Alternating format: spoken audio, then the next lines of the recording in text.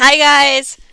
I thought I might just run through a session start to kind of help you figure out how the different pieces work together. So, the first thing we would do is when we start a session, we would begin with our destiny pool. So that means rolling the little force die. So roll him, and I got one force point. So every character would roll this, and it would be a cumulative pull. And sometimes you would get a light side point, and sometimes, if it's black, you get a dark side point. And so you build those up, and we kind of keep track of it off to the side. And you can spend those, as we went through in the previous video. So we accumulate our destiny pool for the session. And next session, we'll roll another one. And so after we do that, then the obligation triggers. And so normally we would roll this at the beginning. I might choose to roll this at the end of the session just because I would rather have that extra time to prepare, and it doesn't really matter if it happens directly at the beginning of the session. I would roll a D100, and then that would calculate over the total amount of obligation the group has, and specifically whose obligation that has. And I have a little chart that it's going to be private. So we would just roll our D100. Let's get that guy out of the way. Let's see. And that actually on top is a 58. So let's say with our group, our total obligation was only 50. So 58 would not be enough to trigger it. So for this session, obligation does not trigger. However, if it had been 14, then the obligation would trigger. And furthermore, if it had been a double number, let's see if I can find one. Let's see, for example, if it had been a double number, like 44 right here, it would actually trigger the effect twice. It would double the effect. So the entire group would take -2 strain instead of a normal triggering, which would be -1 strain.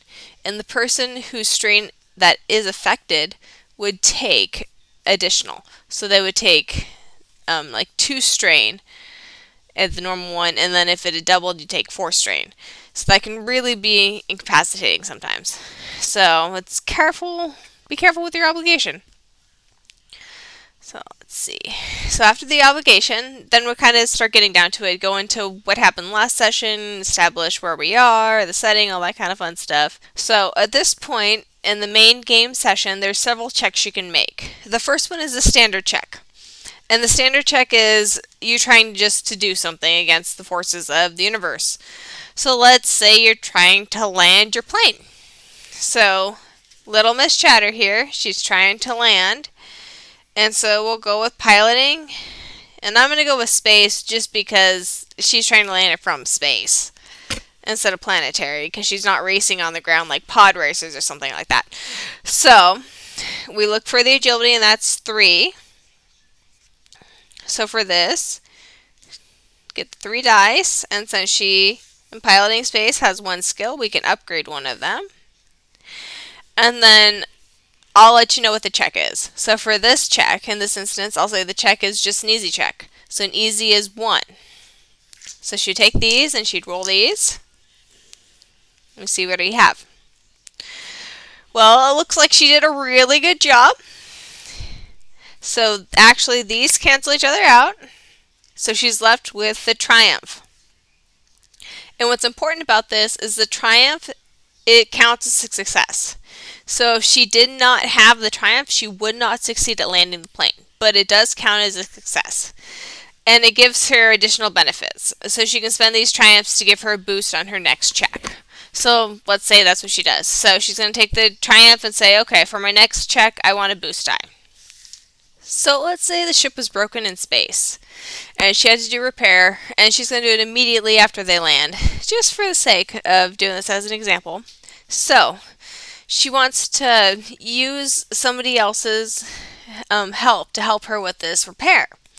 And let's say we're going to take her mechanics check to make that repair. So she doesn't have anything at all for mechanics right here. And so we're going to use the intelligence. That's 2. Would give her this die. However, Her friend has 2 intelligence and 2 mechanics. So she's going to use her intelligence and their mechanic skills to upgrade both of these die to give her those 2 skills and mechanics. So she'll use her friend's 2 skills and mechanics to give her 2 skills to upgrade these die. So that makes her mechanic check that much better. And so let's say it's an easy check. So she would roll that. And she's really liking those triumphs today.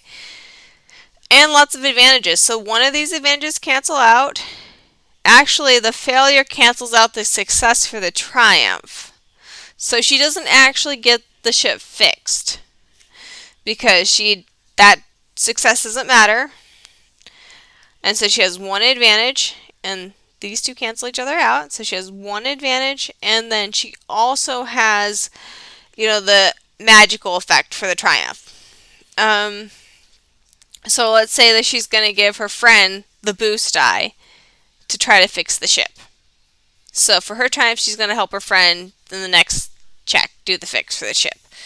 And then she also has an advantage that she can use to recover strain for something. So now that the ship is fixed, a little bet is made. So who has to pay for drinks? It's the one that gets their paneling on the slowest. So we'll roll a mechanics check, and this is a competitive check, so you can use this for arm wrestling, anything that you're going against somebody for. But for this example, we're just going to do an easy mechanics check against these 2 dice for her friends that's helping her, and then her 2 skill. So we'll roll them. They would ideally be rolled separate, but, well, they're exactly the same. So they tie. So I guess they both have to pay for their own drinks this time. That's how that went. But it could have been something where it was a little bit different, and maybe this one was an advantage. So then her friend would win the advantage, the competitive check, and wouldn't have to pay for drinks. But kind of weird, they turned out exact time. So that's the 3rd type. So you have the first is the standard, the second is the assisted, and then this is the 3rd type, the competitive. And then you also have one where it's opposed. So you're going against somebody. And we kind of went over that a little bit earlier about trying to sneak past somebody. So you're trying to go for your sneak skill against their perception skill. And so you'll roll your perception, and they will roll their sneak. Will be added to your pool. So I'll tell you that so it'll all make sense, and you just roll them all at once and then cancel out, and they'll negate each other. So the next kind of check is more of a combat check, and it's kind of in a realm all its own. And you'll start by rolling initiative, which is based off your vigilance skill if it's unexpected, or your cool skill if it's expected, like you were getting in a conflict with somebody. So, for example, say that you were ambushed and you had to roll a vigilance skill for your initiative check. So Chatter right here would be going off her willpower, which is a 2, and her vigilance is a 1. So she upgrades it. And so she would roll that. That's how everyone is ranked by the NPCs and the characters on how they score on their vigilance check. So once we get all that established, there's several little things you can do. So the first option is like little incidental movements on your turn. So that's like talking to somebody or fidgeting with somebody or something, drawing, like reloading a weapon kind of thing. And then another thing you can do is maneuvers. So you get 1 free maneuver each turn, and you can add an additional for 2 strain. And you can do things like aim your weapon, assist with things, interact with the environment, and things like that. So getting up from prone is another really good one. For your actions, that's the next step. So you can do pretty much a limited number of incidental events. Then you can do 1 free movement and 1 additional. And then you can do an action. And you can also trade your action down for an extra maneuver. If you wanted to start doing combat, what you would have to do is declare your targets. Then we would assemble the dice pool. And then you would roll and figure out the result. And that would mean like whether what successes, what fails, that kind of thing, how they cancel each other out. And then we'll figure out the advantages and the triumphs. and then the threats and the despairs. So we'll do the good stuff first, then the bad stuff, and then after that, reduce all the wounds and the thresholds and take, your damage points. So sometimes you won't even have damage, sometimes you will. It depends on what your soak is, what your defense is against those certain things. You could get a critical injury. That's one thing that can happen, and that happens if the weapon that's being fired, if when you're getting your gear, you'll see the little critical points. If that has that many advantages when you roll, you can fire for critical injury. And those have, some of them are debilitating, some of them just have one effect, but you do have to cure them.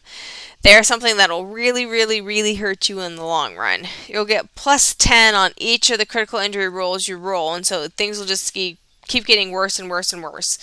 But there are multiple ways you can heal them, and so that makes it nice. So you can do, like, medical checks can heal them, and you can also do natural rest can heal them too. You have to roll resilience for natural rest, and there's definitely charts in there. I go into a little bit more detail in the slides, but there are options to heal critical injuries, but they are pretty debilitating, and they will stay with you until they're done, even if they have no debilitating effects in the long run. And critical injuries can also lead to death. So you definitely want to get them taken care of. As for healing goes, the main way to do it is natural rest. For every night's sleep you get, we'll heal one wound. And each week you can roll a resilience check to see if you heal any critical injuries. And if you get a triumph, you can roll one additional, or heal one additional. You can also do a med check, and the difficulty is based on your current state of health, and there are charts outlining this. And you can be healed for the amount of successes. The advantage is heal strain. And each week you can try to heal a critical injury, which is also determined by the chart. And if you don't have any supplies, the difficulty is increased by 1. Also, you can also use items too, like a stem pack will heal 4 wounds. So that's pretty handy if you just need something. It does not work for droids though. You have to kind of be a living, breathing thing for those to work. But droids can take oil baths, so that makes it a little bit nicer. And you also need to heal strain, which is a little bit easier to heal than wounds. So you can heal strain by doing advantages during checks. After an encounter, you can also roll a simple discipline or cool check to heal some strain. And then if you rest for the night, all your strain is increased. So those are good ways to heal your strain. So I hope that helped out and things make a little bit more sense. If not, let me know. If I just confused you, definitely let me know, and we can go through it too. And I'm sure we'll do a couple easy sessions and try to get into the swing of things. But I'm hoping this kind of outlined it, was easy to come back to, and made it convenient for everybody. So I can't wait to play. I'll see you guys later. Bye.